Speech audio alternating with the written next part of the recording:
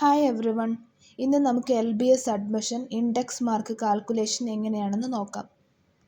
First of all ഇതിൽ +2ൻ്റെ physics, chemistry, biology ഈ 3 സബ്ജക്റ്റിൻ്റെ മാർക്കാണ് കാൽക്കുലേറ്റ് ചെയ്യുന്നത്. അപ്പം ഇതിലൊരുപാട് പേർക്ക് ഡൗട്ടുണ്ട്, +1 +2 മാർക്ക് ആഡ് ചെയ്യൂ എന്നുള്ളത്. ഇല്ല, +2ൻ്റെ മാർക്ക് മാത്രമേ ആഡ് ചെയ്യുള്ളൂ. അതിൽ തന്നെ ഫിസിക്സ്, കെമിസ്ട്രി, ബയോളജി ഇത് മൂന്നിൻ്റെ തിയറി പ്ലസ് പ്രാക്ടിക്കൽ. പിന്നെ നിങ്ങൾക്ക് എന്തെങ്കിലും ഗ്രേസ് മാർക്ക് ഉണ്ടെങ്കിൽ ആ മാർക്ക് കൂടെ ഇതിൽ കാൽക്കുലേറ്റ് ചെയ്യും. അപ്പം ഓൾറെഡി നിങ്ങൾക്ക് ഫിസിക്സിന്, കെമിസ്ട്രി, ബയോളജി 3 സബ്ജക്റ്റിനും ഔട്ട് ഓഫ് 120 ആണ് മാർക്ക് കാൽക്കുലേറ്റ് ചെയ്യുന്നത്.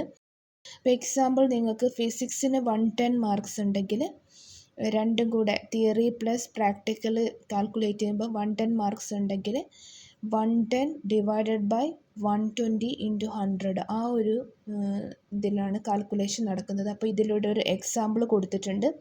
അപ്പോൾ ഇങ്ങനെ ഓരോ സബ്ജക്റ്റിന് ഫിസിക്സിന് കിട്ടിയ മാർക്ക്, കെമിസ്ട്രിക്ക് കിട്ടിയ മാർക്ക്, ബയോളജിക്ക് കിട്ടിയ മാർക്ക് ഇതിങ്ങനെ ഈ ഒരു ഞാനിവിടെ കൊടുത്തിരിക്കുന്ന വിധത്തിൽ നിങ്ങൾക്ക് കാൽക്കുലേറ്റ് ചെയ്തിട്ട് അതിൻ്റെ ടോട്ടൽ മാർക്ക് എത്രയാണോ കിട്ടുന്നത് അതാണ് നിങ്ങളുടെ ഇൻഡെക്സ് മാർക്ക്.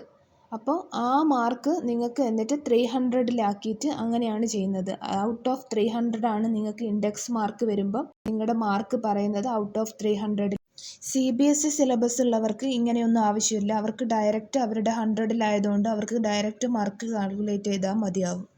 അപ്പോൾ നഴ്സിംഗ് അഡ്മിഷൻ LBS ത്രൂ എത്ര കട്ട് ഓഫ് മാർക്ക് വേണം, ഏത് കോളേജിൽ അഡ്മിഷൻ കിട്ടും എന്നൊക്കെ ഡൗട്ട് ഉണ്ടെങ്കിൽ ഞാൻ ഓൾറെഡി ഒരു വീഡിയോ അപ്ലോഡ് ചെയ്തിട്ടുണ്ട്. അത് നിങ്ങൾക്ക് എൻ്റെ ചാനലിൽ കയറി കാണാവുന്നതാണ്.